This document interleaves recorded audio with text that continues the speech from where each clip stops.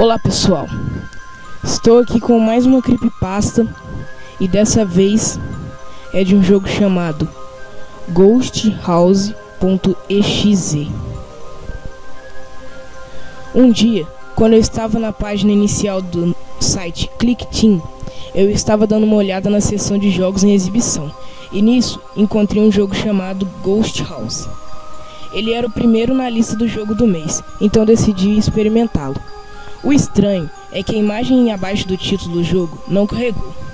Eu atualizei a página, mas ainda assim ele não carregava. Tentei usar o Google Chrome, eu estava usando Internet Explorer anteriormente, e a imagem ainda não fora carregado. Com isso, simplesmente presumi que eles não tinham uma imagem para o jogo.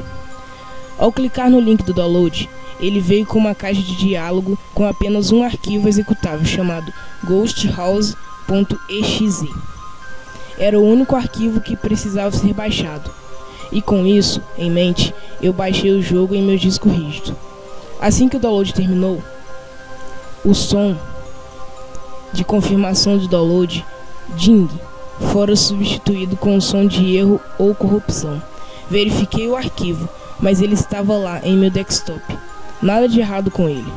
Eu queria muito jogar aquele jogo, mas precisava ir tomar conta da filha de minha tia Beck, o que significava que eu também tinha que ficar de olho em suas sobrinhas, Jessie e Carlos. Então transferi o arquivo para o CD-RW e levei comigo.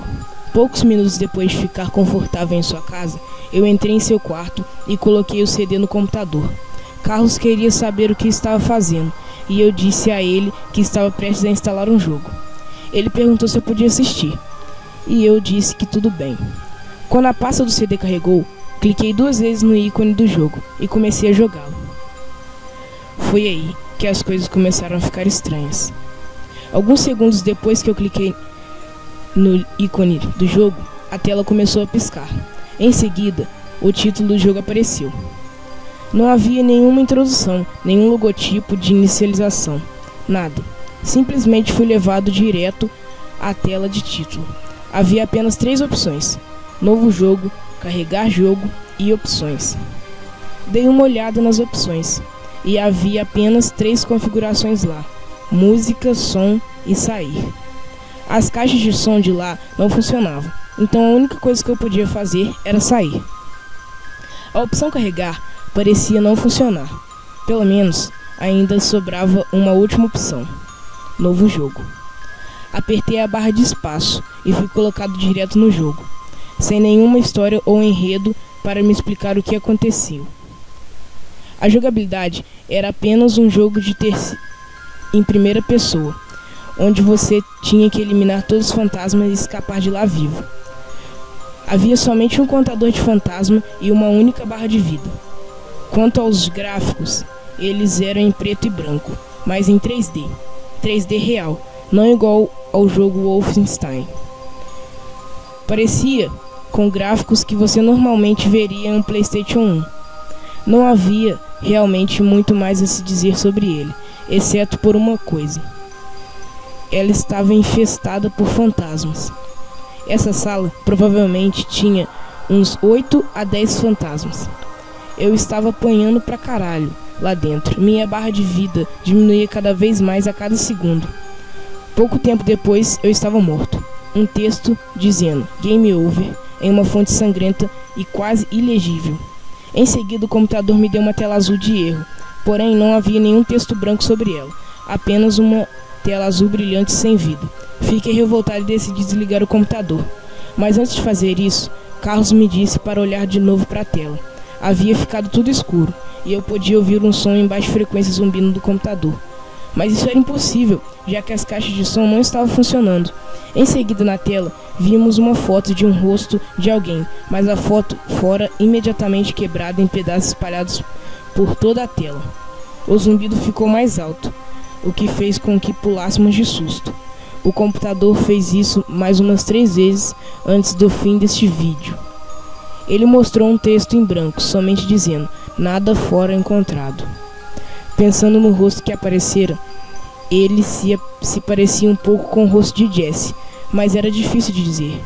Eu e Carlos nos olhamos por alguns segundos antes de irmos para o outro quarto chocados. Algumas semanas depois, recebi um telefonema da casa da tia Beck, mas quando eu atendi o telefone, tudo que eu podia ouvir era alguém dizendo algo parecido com Red Ed R1. Parecia muito com a voz de Carlos, assustado. Fui para a casa deles o mais rápido possível. Eles moravam a poucas quadras de distância de mim, então não era uma viagem muito longa. Assim que cheguei lá e chamei as crianças, ninguém respondeu. Aparentemente não havia ninguém na casa. A TV estava ligada, mas sem sinal, e com um barulho horrível de chiado.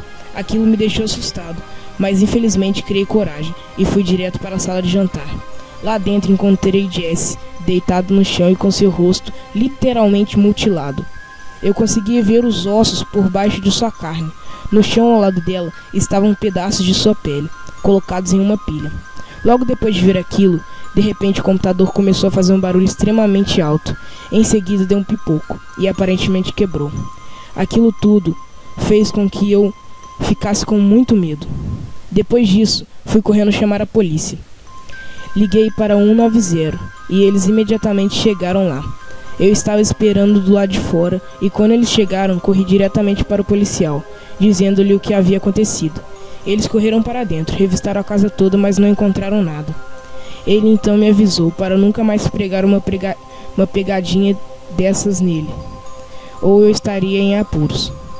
Enquanto eles iam embora da casa de Beck, eu me perguntava o que eles queriam dizer com não encontramos nada lá dentro. Voltei lá para dentro e, para minha surpresa, todo mundo estava na sala de estar, exceto Jessie. Perguntei onde ela estava e Beck simplesmente respondeu: não sei, me diga você. Eu não vejo desde a noite em que você veio cuidar das crianças. Então, galera, essa foi mais uma creepypasta do meu canal. Se inscreva, dá like, comenta, favorita o vídeo, que ajuda muito na divulgação do canal. E é só isso aí. Valeu e até.